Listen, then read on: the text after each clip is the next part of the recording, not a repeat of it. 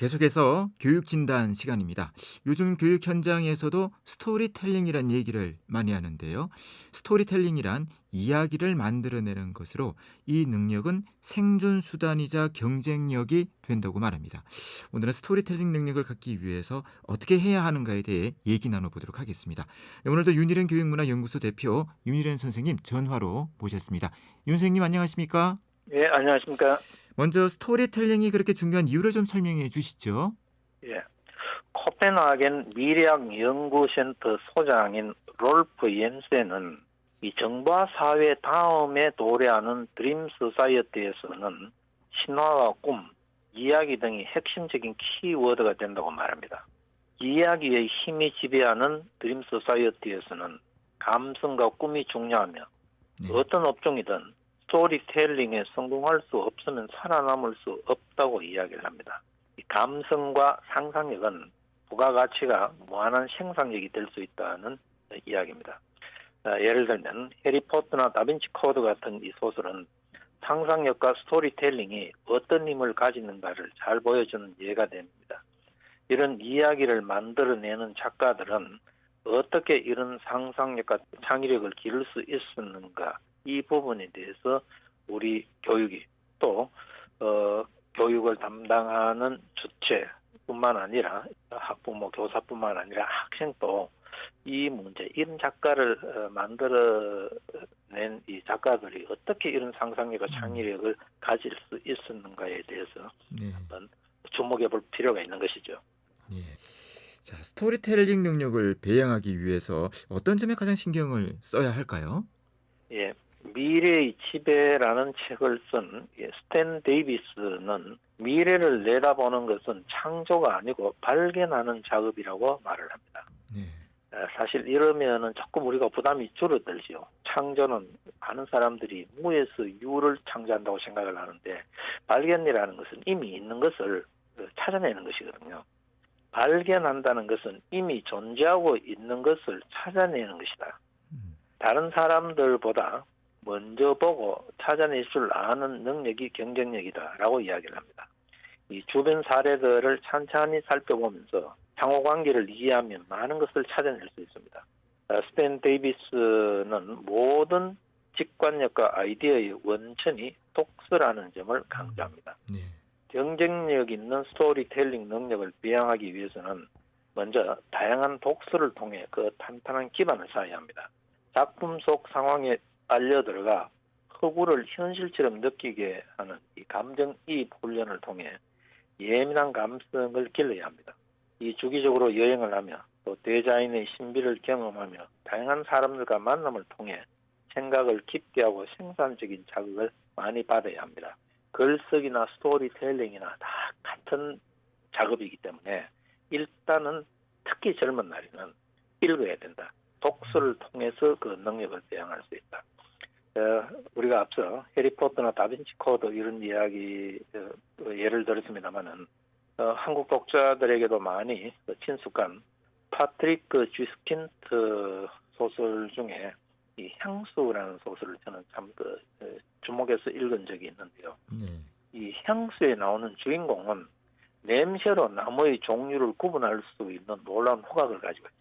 뿐만 아니라 우유를 마시면서 우유를 쌀 때 그 당시에 소의 기분이 어땠는지도 느낄 수 있다고 이야기를 하는데 아주 놀라운 상상력이. 이 듣지도 보지도 못하고 말도 할 줄 모르는 헬렌 켈러는 또 후각을 통해 자연의 변화를 예감할 수 있었다. 이렇게 이야기를 하고요.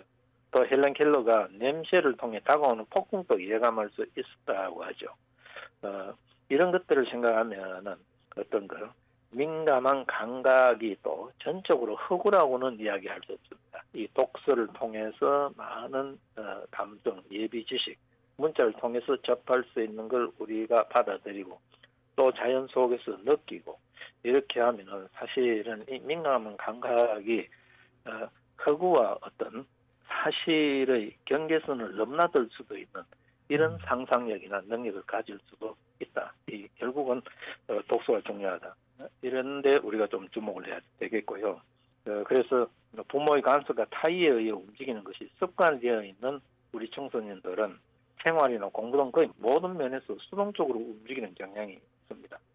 이 의욕 상실과 무기력증에 포위되어 있는 학생들은 주변 상황에 신경질적으로 반응하기도 합니다. 그래서 꿈이 없고 장기적인 삶의 목표가 없는 학생들은 정신적 중압감이나 무력감에서 벗어나기 위해 컴퓨터 오락 같은 영상 매체에 몰입하여 이 현실의 고통을 잊으려고 하는 경향이 있습니다. 예. 그런데 우리가 꼭 생각해 봐야 할 것은 이 직관력과 상상력의 뿌리 있는 청소년 시절에 완성됩니다. 아까 우리가 그 파트리크 지스킨트의 소설이 나오는 거 옛날 감각들, 이 청소년 시절에 배양된다는 거죠.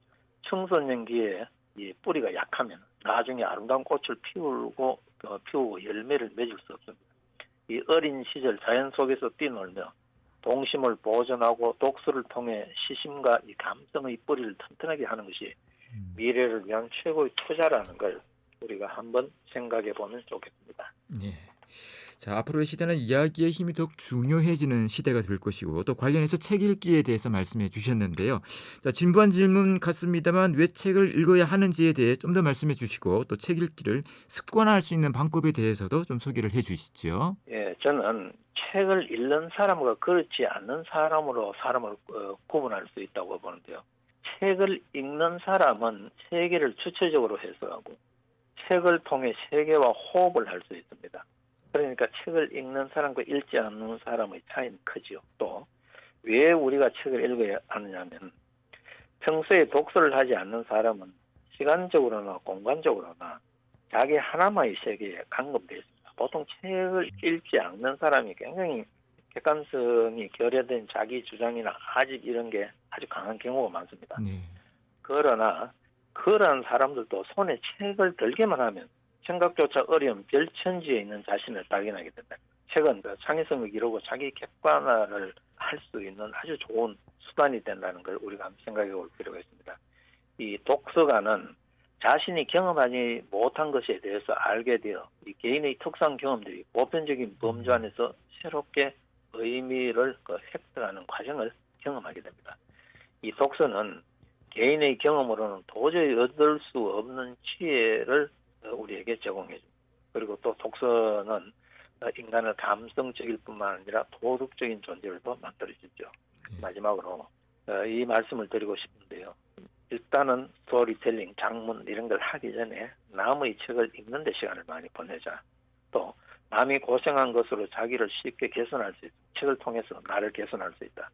도서관에서 책을 본다는 것은 하나의 문화입니다. 이 책을 봄으로써 얻어지는 지식보다 더욱 중요한 것이 그 문화라고 할 수 있습니다.